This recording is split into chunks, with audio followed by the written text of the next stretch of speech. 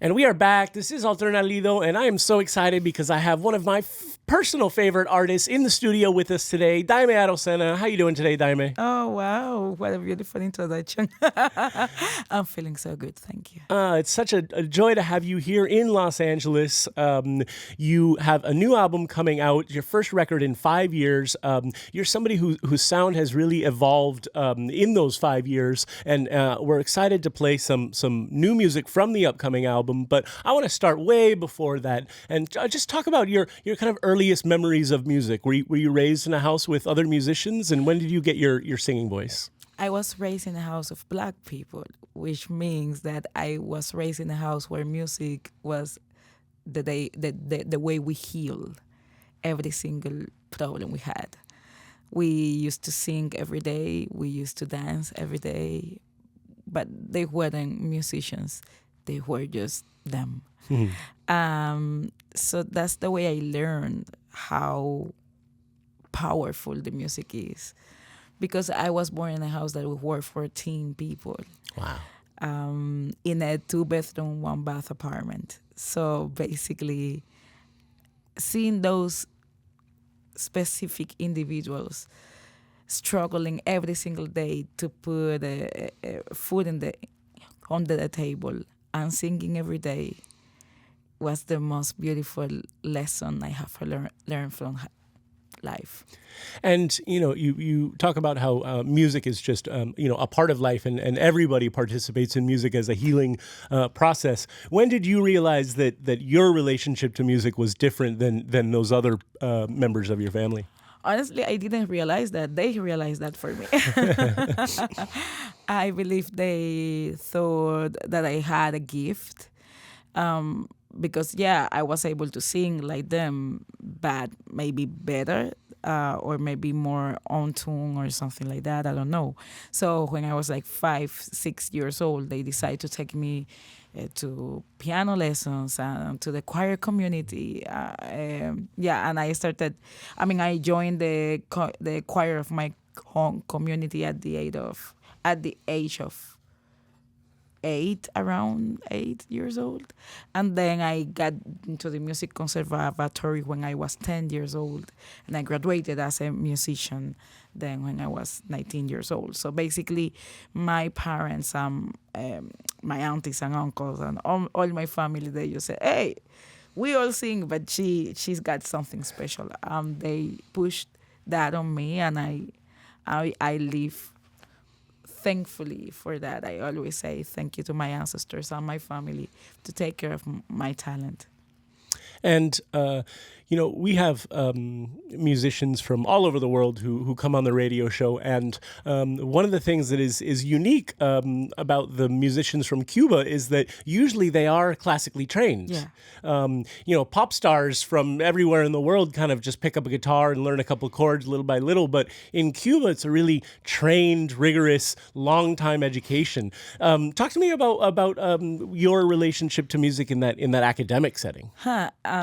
So that's it's a really contrast situation, because we get that training if you get into the music conservatory. So that's not accessible to everybody. They pick like 20 kids a year. Each school, and they have, for example, in the city, they have just 4 schools. So 80 kids a year, basically. And then to make it into the graduation 9 years later, most of us don't even get to graduate, because the way the system is set up is based on the Russian classical way to train musicians. So you are not allowed to play salsa or timba or rumba. All you learn is Stravinsky, Tchaikovsky, all of that, right? And at the same time, it's like breaking that inside your body. It's like telling to a Caribbean person that what you have to learn is Russian music mainly, or music based on European standards. So it's a big contrast. I don't like to romanticize that process because it's not a. It's, I know the skills I got, and I am grateful for those skills I got, but it can be really destructive for people. I know a lot of musicians that studied with me that once they graduated, they will never do music again in their lives because now music hurts instead heals. Now, there's such a distance between Cuba and the United States, Yeah. even though it's only 90 miles away. Yeah. It's such a misunderstood country. My mom was born in Cuba and Really? came to Los Angeles in the 70s, and I'm still amazed at the questions that people ask about Cuba. Like, oh, do you have the internet in Cuba?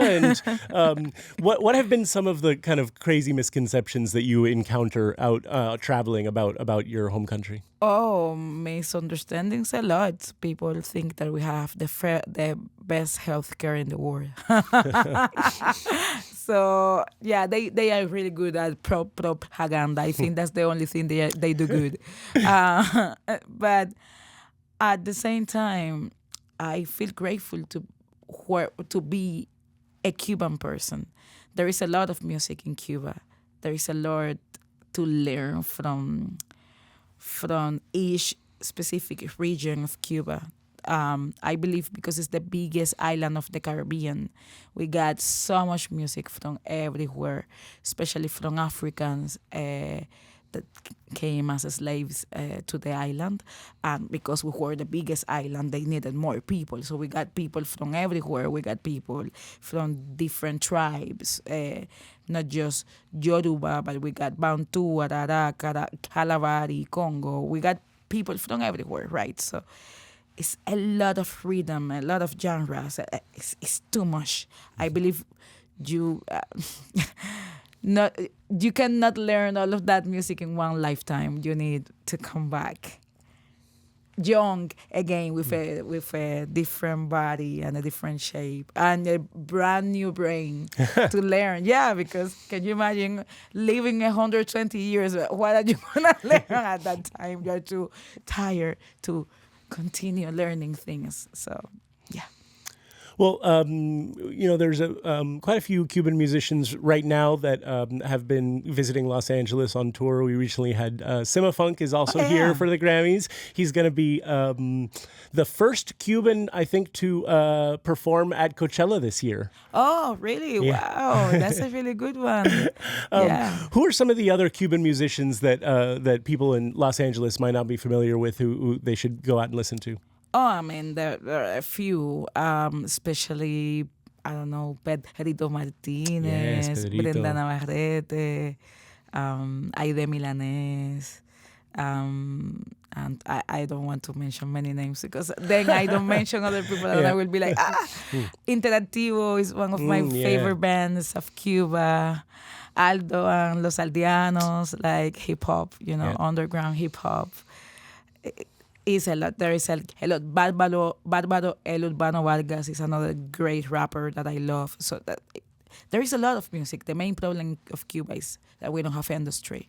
So it's difficult to find those gems, right? We are lucky if we get the opportunity to excel the island and be seen in the world. But of course, having access to the industry also comes with some expectations and some difficulties on the other side. What have been some of your experiences with the expectations of the industry for what sort of an artist you're supposed to be? I didn't know much about the industry, honestly, so I didn't come with any expertise. Or expectations. I don't know what's the right way to say that in English. But all I wanted was to sing. All I wanted was to be able to perform. Because in my homeland, it's not that simple. You need an authorization from the government to have the right to perform. So I faced so many difficulties when I was there. So I really wanted just to sing. So when I saw that it was way easier just to, you jump and you sing and nobody's going to ask you if you have the authorization.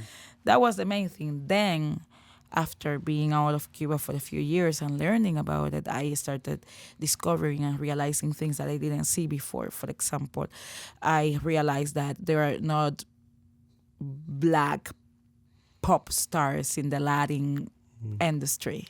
So you might see a lot of big major stars in the Anglo community that they are my color scheme, but not in the Latin side. And it's something that once I understood that, that really shocked me. Because we need those references. We need people from everywhere, especially because most of the genres that we know from Latin music and Caribbean music are coming from the black diaspora and all the people that left all of those rhythms and those drums and all of that. So why are them not seeing in the big stage, in the big screen? It's like, oh, this is supposed to be folkloric. This is supposed to be cultural. This is not supposed to be pop, even though pop is black music or is mainly black. It's mainly coming from black people. So it's being really unfair and unbalanced. Because I believe music is for everybody. Music is not white or black or anything. Music doesn't have race, right? Once I write a song, that song is not mine anymore. If I share it with people, that song is going to be for everybody. What is weird and is not fair is not having people representing those genres from every race or ethnia or color scheme. It's like, can you imagine hip-hop without black people? Like, the only big stars that you had in hip-hop were I don't know, Eminem or Mac Miller. Imagine that for 1 minute. So that's exactly the situation we have in Latin America. We don't have big pop stars or big names now cutting crazy tickets, like crazy amount of tickets in the scene of Latin music, not even in the salsa, not even in the reggaeton. It's like, but all of that is black music. What are the black people? Of course, I love to see people from every color scheme. It's not a melanin thing. It's a cultural thing. So that's why we need that balance, because then we get this confusion and these misunderstandings. It doesn't help at all. It doesn't represent us at all as Latinos. We are also African descendants, so we have to celebrate that instead hiding that. I think it says a lot about an artist, about their willingness to take risks. And usually when an artist takes risks, it's because it's out of desperation. They don't have any other options. You have had a career in which you've taken a lot of risks when you didn't. It wasn't maybe the easiest thing to do. This is your first album in 5 years. Your previous album kind of created a lane for you in the more traditional sound. La Rumba Me Llamo Yo was a record that we played quite a bit, and this new album, you are exploring into new sounds. Was there hesitance to move in a new direction instead of staying somewhere that felt safe? I hate the comfort zone. I need to feel that energy inside of mine saying, to make me nervous. I need that. It's part of my aura. I need that. But honestly, I wanted to create the references that I have been asking for. I have been asking for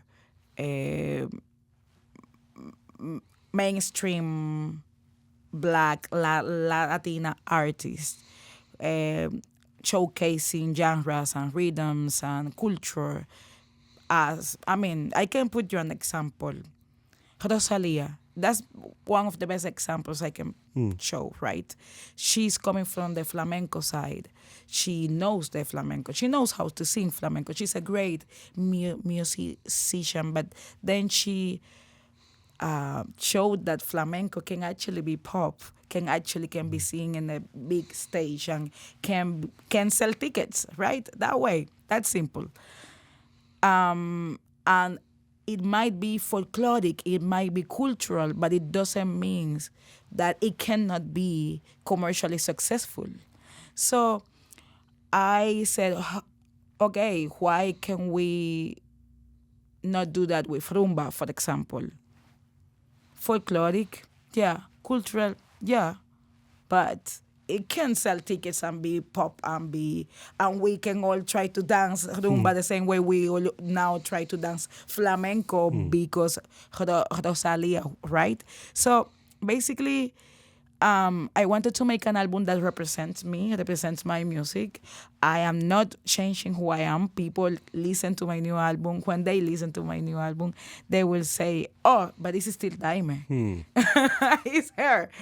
But it's made in a way that people are not trying to understand every clapping and the clave and how complicated it is. People are just gonna vibe it and feel it and chill and dance, right? And then you're gonna say, hey, but this is Cuban rumba, right? So it is, as my producer said to me, Eduardo Cabra, make people dance, make people chill, make people vibe, and then educate them about it. Because music is not there to make people overthink. Music is there to connect us, to make us breathe and dance and move in the same beat, on the same beat. And then when you got everybody moving in the same beat, then you can educate them about something. It's easier than pointing, hey, this is what's going on. Use the power of music to convince others and to show and share your message about something that is not that romantic, but is necessary. And you mentioned working with Eduardo Cabra, the producer for this album. We've had him on the show a number of times. He is, I think, the most winningest Latin Grammy artist of all time. He's won like 35 Latin Grammys for his work with Calle 13 and producing a number of other artists. Yeah. What was the sound and the direction that he brought to this project? Oh my goodness. First of all, he was so open to my music. So he brought me into genres that I never experimented before. We did reggae, that I never sang reggae before, or he integrated song merengue into a bossa nova that I brought, or he made me make a song that is kind of a slow tempo reggaeton.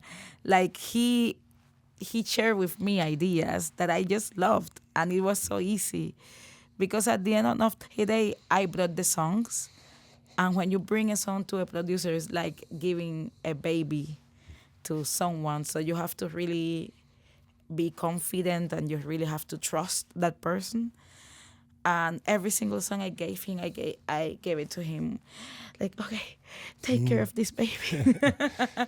And he just did the most beautiful job. Like, he was a beautiful dad, a beautiful father for my kids. Like, he knew how to turn them into adults. They were kids. I gave him kids, and he gave me adults, raised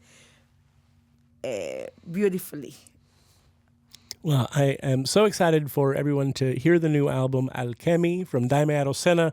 Will be out on February 23rd, and we are going to take us out today with one of the tracks that you've released so far, Suave y Pegao with Rafi Pabon. Talk to us about this song.